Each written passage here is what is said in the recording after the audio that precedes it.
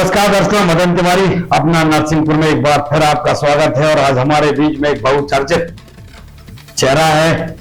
मैं हमारे red studio में उनका स्वागत करता हूं। देवेंद्र पाठक जी एक बहुत अच्छे समाज सेवी के रूप में इन्होंने अपनी इमेज बनाई हुई है और जुझारू युवा नेता के साथ साथ ये जो भी सामाजिक गतिविधियों में कुरीतियों को लेकर जो भी बातें सामने निकल के आती हैं तो घटनाक्रमों में होती है, तो उन घटनाक्रमों में आपकी महती भूमिका होती है ज्ञापन को लेकर या समाज को जागृत करने कर लेकर। अच्छा, वहीं दूसरी एक और चीज इनकी देखी गई है कि युवाओं को प्रोत्साहित करना, छात्र छात्राओं को प्रोत्साहित करना, ऐसे भी विभिन्न कार्यक्रम इनके द्वारा व्यक्तिगत तौर पर कराए जाते हैं। तो वास्तव में ये बहुत ही अच्छे कार्यक्रम हैं आपके द्वारा पाठक जी, इसके लिए हम आपको साधुवाद देते हैं। बहुत बहुत धन्यवाद।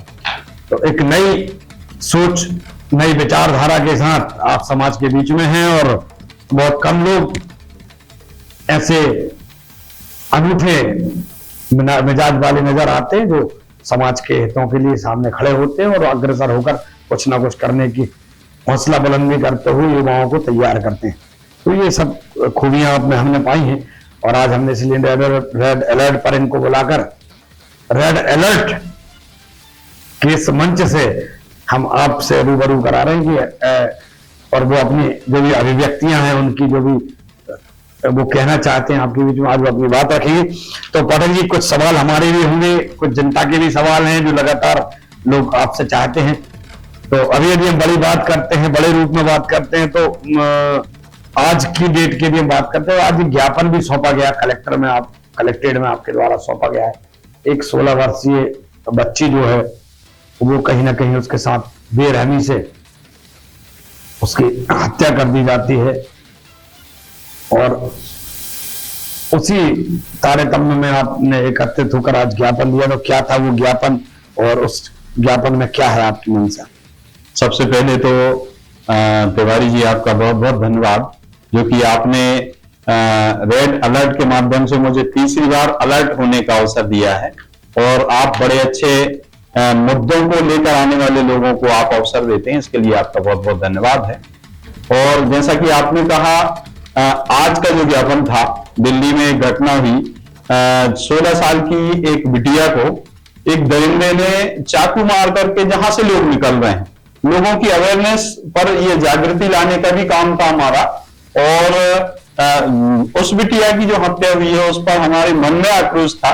जो जागृत लोग हैं समाज में उनको इकट्ठा करके हमने ज्ञापन दिया है और ज्ञापन के माध्यम से हम सरकारों को चेताना चाहते हैं कि ऐसे लोगों के खिलाफ जल्द से जल्द फास्ट ट्रैक कोर्ट बना करके इनकी फांसी की सजा इनको दी जाए। साथ साथ हमने आज उस ज्ञापन में एक चीज और जोड़ी है जो कि हम चाहते हैं कि थोड़ा हम 2 कदम आगे के बारे में भी सोचें। जैसे एनआईए की रेड जो जबलपुर में हमने देखी, मध्य प्रदेश में जो आईएसआईएस ने दस्तक दी है उस पर हमारी चिंताएं हैं। चूंकि एनआईए ने आकर के यहां पर लोगों को चिन्हित किया और पकड़ा और उन पर चार्जशीट जब भी दाखिल होगी। हम ये कहना चाहते हैं कि प्रदेश सरकार में भी गुप्तचर एजेंसी है। क्या एनआईए के पहले गुप्तचर एजेंसी को इन लोगों के विषय में जानकारी नहीं थी, या फिर सरकारें अपने प्रभुत्व के लिए एनआईए का अपनी गुप्तचर एजेंसी का उपयोग कर रहे हैं, या लोगों को चेक करना चाहते हैं कि ये किस विचारधारा के लोग हैं? ऐसे लोगों पर क्यों कार्रवाई नहीं हो रही है? ये हमारा मुख्य विषय था आज का। चलिए, बहुत अच्छा है आपकी जो बातें हैं। आपने ज्ञापन सौंपा है, उस ज्ञापन के माध्यम से भी सरकार के जो नुमाइंदे हैं जिनकी अपनी अपनी जिम्मेदारी होती है और मुझे लगता है कहीं ना कहीं उस बात को गंभीरता से लेंगे। पाठक जी, हम नरसिंहपुर की बात करते हैं, जो अपना नरसिंहपुर है, सुंदर नरसिंहपुर है। बहुत जब हम बच्चे हुआ करते थे, पढ़ते थे, सीगरी नदी में हम स्नान करते थे, हम पुलिस स्नान से आते थे, बड़े बच्चे एकजुटता के साथ हम लोग खेला करते थे। समाज में भी एक एकल पद्धति नहीं थी, एक पारिवारिकता थी।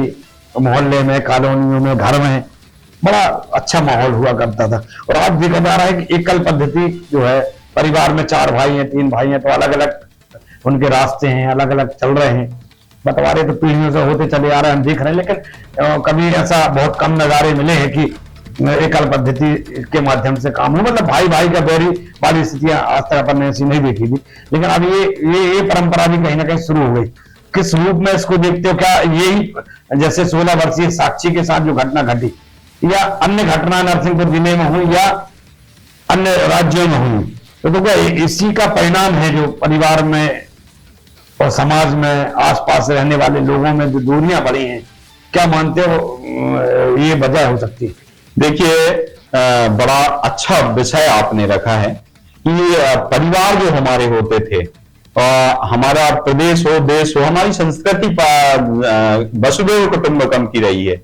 और हमारे परिवार में 4 भाई होते थे या 2 भाई होते थे, तो हमारा एकल परिवार जो जब से शुरू हुआ है, हम सब साथ में रहते थे उस समय, तो हमारी दादी का कंट्रोल पूरे परिवार पर रहता था। बेटी कहां जा रही है, बेटा कहां जा रहा है, हमारी बहू क्या कर रही है और क्या पहन रही है, ये तक हमारी दादी या हमारी नानियां तय करती थी। लेकिन वर्तमान परिवेश में जो छूट देने के नाम पर उन्होंने कहा कि स्वतंत्रता महिलाओं को नहीं मिल रही है, मैं ऐसा नहीं मानता। स्वतंत्रता बहुत है, लेकिन स्वतंत्रता उच्चखलता न बन जाए, स्वतंत्रता इतनी विस्तृत ना हो जाए कि आप अपने में ही रह जाए खो करके, अपने बाप को, अपनी दादी को, अपने मामा को ना समझें। इस वजह से बच्चों को अकेले हम अपने घर से जाते थे, हमारी माँ अपने साथ जाती थी, हमारी बहन के साथ हमारी भाभियां जाती थी। लेकिन आज जो बेटियां घूम रही हैं और जो पहनावा शुरू हो गया है, ये चिंता का विषय है, इस पर सोचना पड़ेगा। और इसके लिए आप जैसे जागृत पत्रकार और हम जैसे समाज सेवियों को इस पर मुहिम चलानी होगी, लोगों को जगाना होगा। ये प्रयास हम सभी को करना चाहिए और हम सभी करेंगे। पश्चिमी सभ्यता कहीं ना कहीं हावी होती चली जा रही है, मुझे ऐसा लग रहा है कि लगातार हम देख रहे हैं कि उसमें पश्चिमी सभ्यता का बहुत बड़ा महत्वपूर्ण रोल का है। अच्छा, एक चीज और मैंने देखी है फौरन जी की, जब अपन समीक्षा करते हैं, किसी बैठक पर बैठ कर चर्चा करते हैं, तो एक चीज निकल के सामने आती है कि जो बच्चा की जो डिमांड होती है बच्चे की, क्योंकि अनुभवी तो होते नहीं, अनुभव तो उनको होते नहीं, बालिग नहीं है या बालिग भी हो चुके तो अनुभव नहीं है, मतलब अपन ये कह सकते हैं मैच्योर नहीं है। उन परिस्थितियों में उनकी जो मांग पूरी होती है, तो यदि उनकी मांग पूरी ना हो तो बच्चा थोड़ी देर के लिए रोएगा, ये बिल्कुल सच है। लेकिन यदि उसको आप संस्कार नहीं देंगे तो वो जीवन भर रोएगा, और वो अकेला नहीं रोएगा, वो अपने माध्यम से परिवार को, समाज को और देश को रुलाएगा। तो इस बात को भी बड़ी गहनता, गंभीरता से मुझे लगता है आज परिवारों को लेने की आवश्यकता है। परिवार के लोग इस बात को गंभीरता से लें, समाज के लोग इस बात को गंभीरता से लें, आस पड़ोस के लोग गंभीरता से लें, परिजन जो होते हैं बोल रहे हैं, माँ बाप ने ये बच्चे को यदि स्कूल में शिक्षक ने डांट दिया तो उसके लिए मीडिया को पकड़ते हैं, FIR दर्ज कराते हैं। तो ये सब भी जो कुरीतियां चल पड़ी हैं मौलिक अधिकारों के नाम पर, कहीं ना कहीं मुझे लगता है ये भी इसके कारण भी ऐसे दुष्कर परिणाम देखने को मिल रहे हैं। देखिए, आपने कहा कि मौलिक अधिकारों का अर्थ ये नहीं है कि आप निरंकुश हो जाएं। मौलिक अधिकार के साथ आपके मौलिक कर्तव्य भी होते हैं।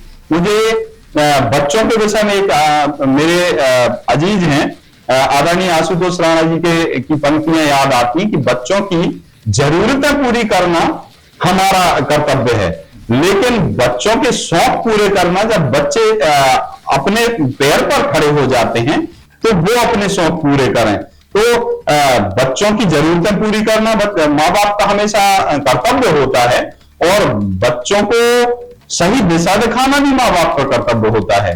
कभी कभी बच्चे 16 साल की उम्र में आपने देखा होगा, कई बार आपने भी ऐसे बच्चों की जो जानकारियां दी हैं कि बड़ी बड़ी गाड़ियां लेकर के घूम रहे हैं, एक्सीडेंट हो जाते हैं। कल ही एक एक्सीडेंट हाईवे पर हुआ है, एक लड़का खत्म हो गया है। तो बच्चों की जरूरतें पूरी करो, उनके शौक पूरे करने के लिए उन्हें पैर पर खड़ा करो, तभी समाज सुधरेगा, नहीं तो समाज गलत दिशा में जा ही रहा है। देवेंद्र जी, अपन इन सब सामाजिक स्तर की बातों से निकल के हम नरसिंहपुर जिले की बातों पे भी अपन आगे बढ़ते हैं। तो हम मीडिया की नजरों में नरसिंहपुर जिला जो अर्ध विकास का दंश झेल रहा है, क्योंकि कहा जाता है, ऐसी पुरानी कहावतें हैं कि जहां जिस क्षेत्र से नदी का प्रवाह क्षेत्र होता है, उस गांव में, उस शहर की एक रौनकता, एक सुंदरता, एक खूबसूरती, एक अलग ही मतलब एक ऊर्जावान क्षेत्र वो कहलाता है। लेकिन नरसिंहपुर जिले के बीचों बीच से, मध्य से सिंगरी नदी गुजरती है, 16 वार्डों को छूती है जाती, लेकिन आज वो नदी जो है कहीं ना कहीं अपने अस्तित्व की लड़ाई लड़ रही है। कहीं 10 फुट बची है, कहीं 15 फुट बची है, कहीं 20 फुट बची है, लगातार अतिक्रमण की चपेट में वो आती जा रही। क्या वजह मानते हैं कि इसी कारण नरसिंहपुर आज भी अर्ध विकास का दंश झेल रहा है? देखिए, नदी हमेशा जो होती है वो विकास का प्रतीक होती है, प्रसन्नता का प्रतीक होती है। और नदियों को जब हम नालों में बदल देते हैं तो हमारा जीवन भी नाले की तरह हो जाता है। और वर्तमान में सिगरी की जो परिस्थिति है वो बड़ी दयनीय है। यहां पर अनेक कलेक्टर आए, आज भी कलेक्टर मैडम है, ये नदी और तालाब के नाम पर जो बंदरबांट हो रहा है ये बड़े चिंता का विषय है। तालाब से आप मिट्टी निकालते हैं, हर साल उसमें लाखों रुपए निकल जाते हैं, कौन गवर्न करता है, क्या होता है, ये कोई सोशल ऑडिट तो होता नहीं है। तो जो नदियों की स्थिति है इस पर जनमानस को भी समझना होगा और सरकारों को भी समझना होगा।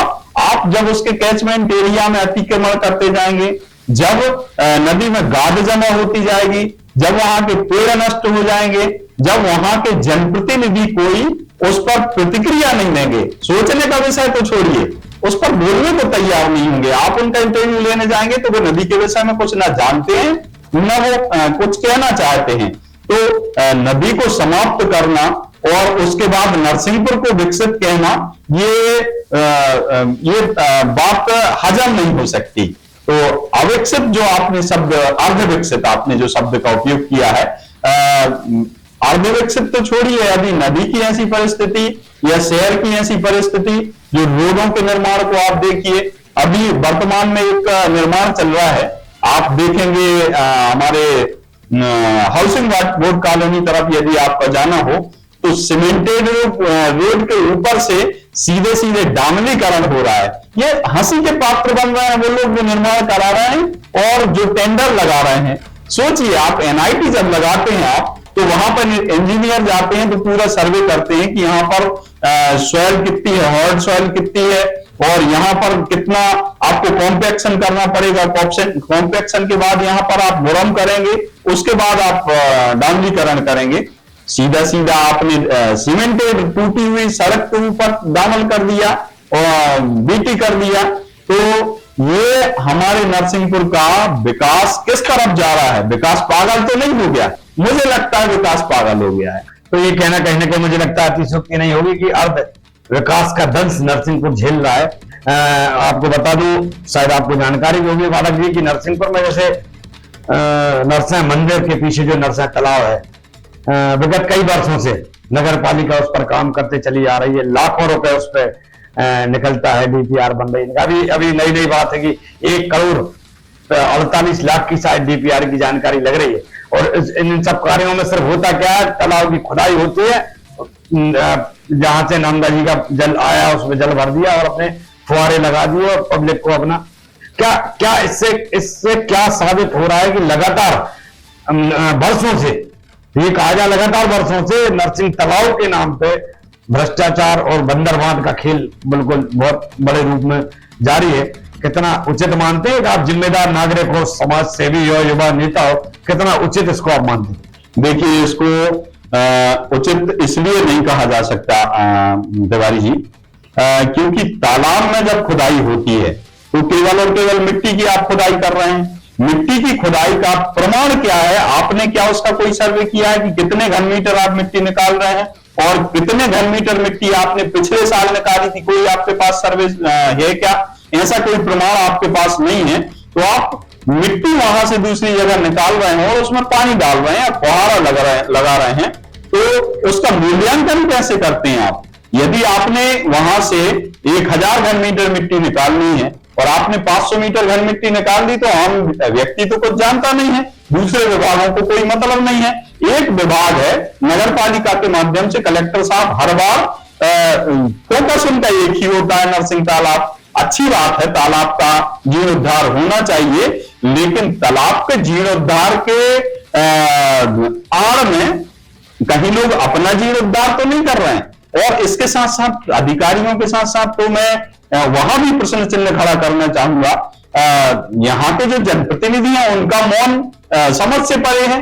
क्या इस तालाब के जीर्णोद्धार में, जिसे जीर्णोद्धार हम कहते हैं, व्यक्तिगत जीर्णोद्धार की विषय वस्तु बन चुकी है, क्या उसमें सबका हिस्सा जाता है?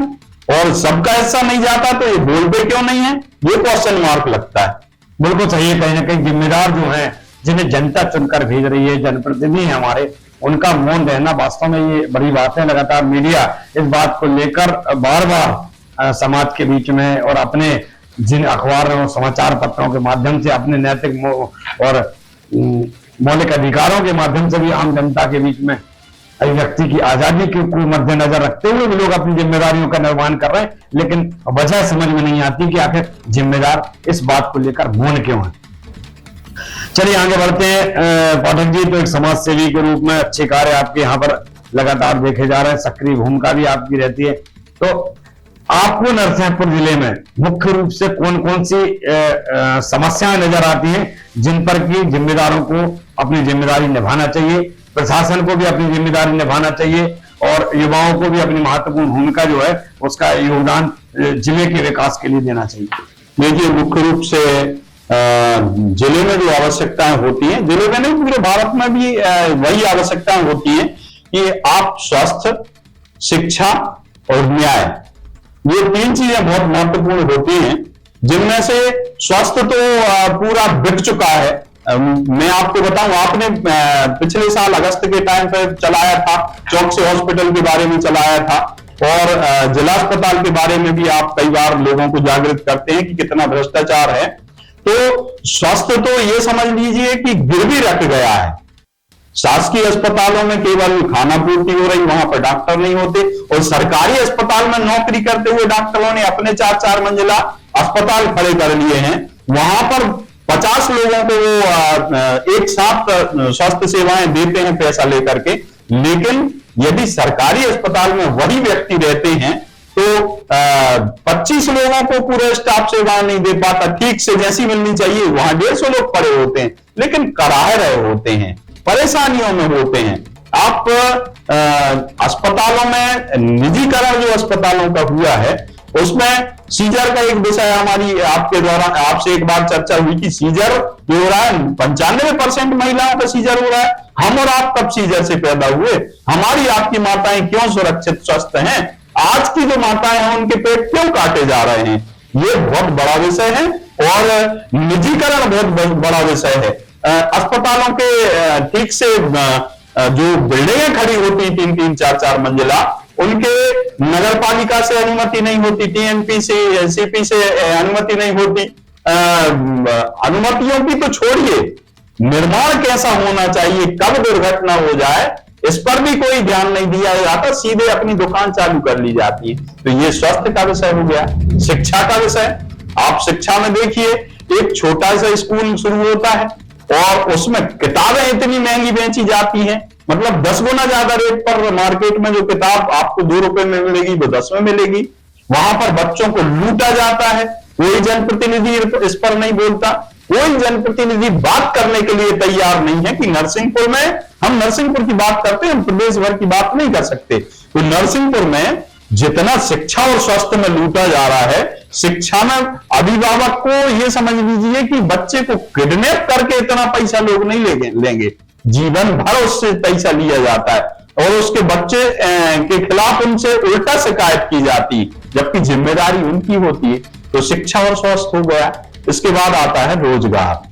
तो रोजगार के विषय में मैं चैलेंज करता हूं नरसिंहपुर जिले के जनप्रतिनिधियों को, वो चाहे सांसद हो, चाहे विधायक हो, चाहे वो जिला पंचायत सदस्य हो, नगर पालिका से हो या किसी भी क्षेत्र से जनप्रतिनिधि हो, मैं एक रोजगार का पत्थर देखना चाहता हूं कि इन्होंने, केंद्रीय मंत्री भी हमारे जिले से वर्तमान में 2 हैं, इससे पहले भी रहे हैं, राज्य मंत्री भी रहे हैं और वित्त मंत्री भी रहे हैं।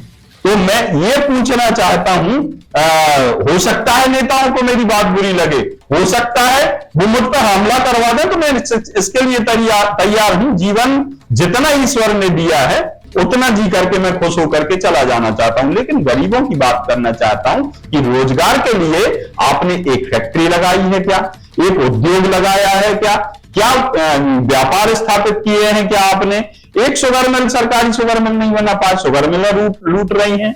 आपके यहाँ पुट्ठा मिल आ रही है, बाहर से कर्मचारी आ रहे हैं यहाँ पे, एनटीपीसीआई बाहर से कर्मचारी आ रहे हैं, यहाँ का इंजीनियरिंग कॉलेज बाहर चला गया, यहाँ का मेडिकल कॉलेज बाहर चला गया, नेता मौन रहे। तो इसे कैसे हम नरसिंहपुर को विकसित कह सकते हैं? इसे तो मैं अर्धविकसित भी नहीं मानता। पाठक जी भी आपने जो बात कही वास्तव में एक बड़ी बात है कहीं ना कहीं, क्योंकि जो नजारे नजर आ रहे हैं और ये जो नजारों की हम समीक्षा करते हैं तो समीक्षा में ये वास्तव में बात निकल के आती है कि सिर्फ उन्हीं मुद्दों को या उन्हीं कार्यों को किया जा रहा है जिससे स्वयं का विकास हो, जैसे चाहे रेत का उत्खनन हो, मिट्टी का उत्खनन हो, गिट्टी का उत्खनन हो, सड़क का निर्माण हो, भवनों का निर्माण हो, और उन सबको विकास के रूप में प्रदर्शित किया जाता है। ठीक है, विकास का एक मापदंड हो सकते हैं, लेकिन वास्तव में बड़ी चीज ये है कि आज आपके हमारे बच्चे पढ़े लिख कर आकर गोल्ड मेडलिस्ट लिए हैं, लेकिन आकर घर में किसानी कर रहे हैं, खेती कर रहे हैं। तो ये बड़ा दुर्भाग्य का विषय वास्तव में नरसिंहपुर बना हुआ है कि यहाँ पर जो भी हमारे जिम्मेदार जन हैं वो सिर्फ अपने विकास के बारे में और उनके जो चाटुकार जो उनके साथ लगे होते हैं घेरेबंदी में, वो उनके और उनके आसपास जो विकास है उस विकास को बहुत बड़ा विकास के रूप में वो लेकर आगे बढ़ रहे हैं। मुझे लगता है ये नरसिंहपुर जिले का दुर्भाग्य है और नरसिंहपुर के जनप्रतिनिधियों को, चाहे वो आपने अभी बड़ी बात बोली कि, तो मैं उसमें कहना चाहूंगा कि जाको राखे साइया मार सके न कोई, तो ये सब बड़ा कहने की बात होती है, क्योंकि उनको तो अपना महाजनी जो रहता है वो उनको करना है, उनको किसी से कोई लड़ाई झगड़ा ऐसा नहीं करना, थोड़ा सा रुतबा जरूर अपना बना के उनको अपना रखना है, वर्चस्व बना के रखना, भाई काम उनको अपने करना है, क्योंकि उनको सड़क बनवाना है, उनको रेत खोदना है, उनको मिट्टी खोदना, किसी को मरवाने का मुझे लगता है नरसिंहपुर में इस टाइप से बहुत कम देखने को ऐसा मिलता है, क्योंकि उन्हें काम बाधित होंगे और वो नहीं चाहते कि हमारे खुद का जो विकास का कार्य है वो बाधित हो। जिले का विकास या युवाओं के विकास या हम बात करें तो नई पीढ़ी हमारी है उसके विकास के बारे में तो बहुत कम सरकार की योजना है, उन्हीं योजनाओं को बार बार समाज के बीच में परोसा जाता है। जनता सब जानती है पाठक जी, जनता मूर्ख नहीं है, सब देख रही है जनता कि विकास कहाँ हो रहा है, किसका हो रहा है, कैसे हो रहा है, आज क्या थे कल क्या है, हर चीज की क्रिया की प्रतिक्रिया समाज के बीच में। मुझे लगता है समाज इसका बहु रूप में उत्तर भी देते चली आ रही है, चाहे आप हिमाचल के आप चुनाव देख लो, चाहे आप तमिलनाडु के देख लो या अन्य जो भी परिस्थितियों में ये नजर आ रहा है कि अब जिम्मेदारों को सजग होने की आवश्यकता है, और यदि सजग नहीं होंगे तो आने वाला वक्त हो सकता है कि उनके लिए भी ठीक ना हो। आज नरसिंहपुर के मामले को लेकर बड़े विषय पर बड़ी चर्चा हुई, आगे भी हम लगातार आपको लेकर अपने नरसिंहपुर पर चर्चा करेंगे, और भी कुछ यदि आपके मन में पाठक जी बात हो तो आप हमारे दर्शकों के बीच में रख सकते हैं। और मैं चाहूंगा कि आप समय निकालकर कभी कभी जब भी कोई ऐसा विषय होता है तो कम से कम आप हमारे लोगों के बीच में अपनी बातों को रखें। आने वाले समय में हम लाइव भी रखेंगे जिसमें जनता आपसे स्वयं सवाल करेगी और आपको जनता के सवालों का जवाब देना होगा। हम जिम्मेदारों को भी आपके बीच में लाने का प्रयास करेंगे।